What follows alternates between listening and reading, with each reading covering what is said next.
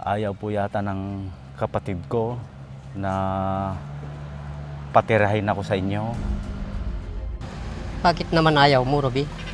Ha? Hindi naman sa ganon. Nakakahiya kasi sa'yo. Ayos lang naman sa akin, Ruby. Dadalawa lang naman din tayo at may bakanting kwarto pa sa bahay.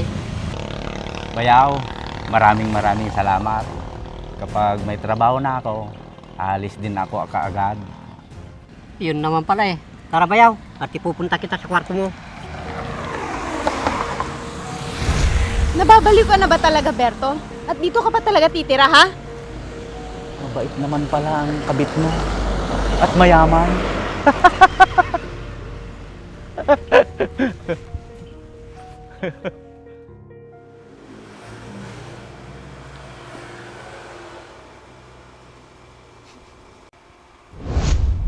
Berto? Oh, Bayaw. Bayaw, nakita mo ba yung kapatid mo? Hindi Bayaw eh. Hindi ko napansin kung saan siya nagpunta. Ganun ba? Pasabi na lang sa kapatid mo, naalis na ako. Baka gabi na ako nang uwi. Sige Bayaw, ako nang magsasabi sa kanya. Sige, salamat. Siya nga pala, hindi ka ba namama sa pagtira mo dito? Ang totoo niyan Bayaw, medyo hindi ako nakakatulog sa gabi dahil sumasakit ang likod ko sa hinihigang kong banig. Sige, sabihin ko kay Ruby na samahan kang bumila ng pum para sa higaan mo. Nako, maraming salamat Bayaw. Kumusta pala yung paghahanap mo ng trabaho? Wala pa Bayaw.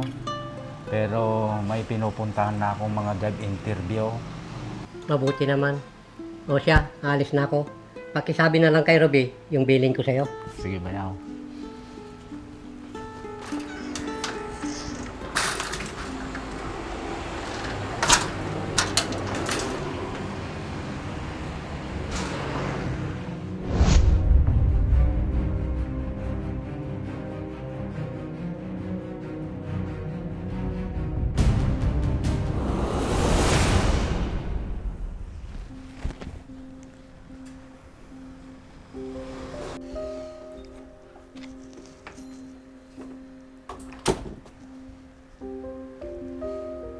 Berto!